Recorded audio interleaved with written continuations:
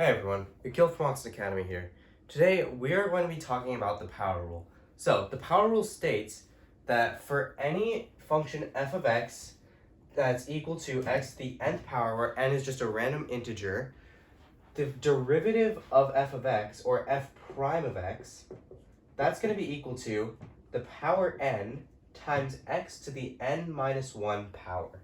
So how are we going to derive this? Well, let's go ahead and recall every derivative starts with the definition of a derivative. So let's go ahead and write that down. So f prime of x is going to be equal to the limit as h goes to 0 of f of x plus h minus f of x all over h. All right? This is our definition of a derivative with the limits. All right?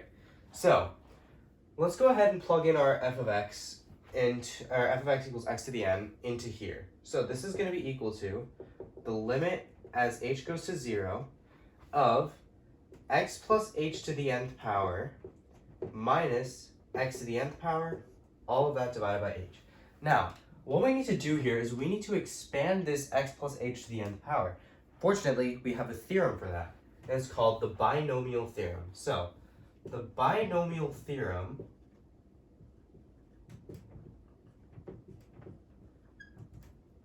states that for any binomial a plus b raised to the nth power, we can expand that out to be the sum from some quantity k equals 0 all the way up to n. So k goes from 0 to 1 to 2 to 3 to 4 to 5 all the way up to n of n choose k a to the n minus k power times b to the k power. This is just from algebra 2. You remember this. Now, just recall here that n choose k is just n factorial over k factorial times n minus k factorial. All right? That's just another extra formula you know. So let's go ahead and try to apply this formula to expand out x plus h to the nth power. So this is going to be equal to, we have the limit as h goes to 0 again, of the first term here. So let's go ahead and know that k is equal to 0. So n choose 0.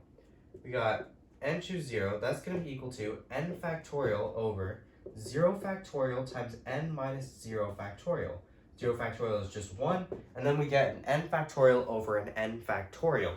And that's just going to be 1. So we have a 1 in front, and we have an x to the n minus 0 power, which is x to the n, and an h to the 0 power, which is just going to be 1. So first term is x to the n, and then we have a plus. So now k is 1.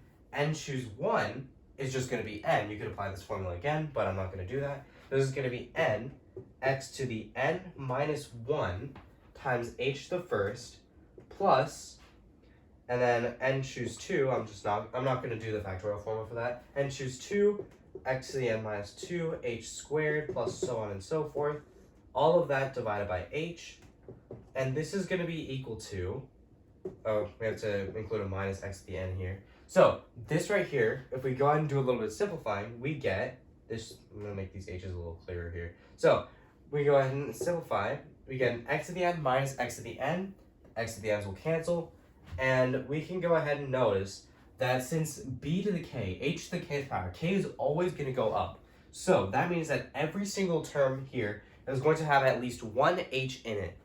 So that means that we can go ahead and cancel out an h from every single term that has an h in it. So this gives us the limit as h goes to 0.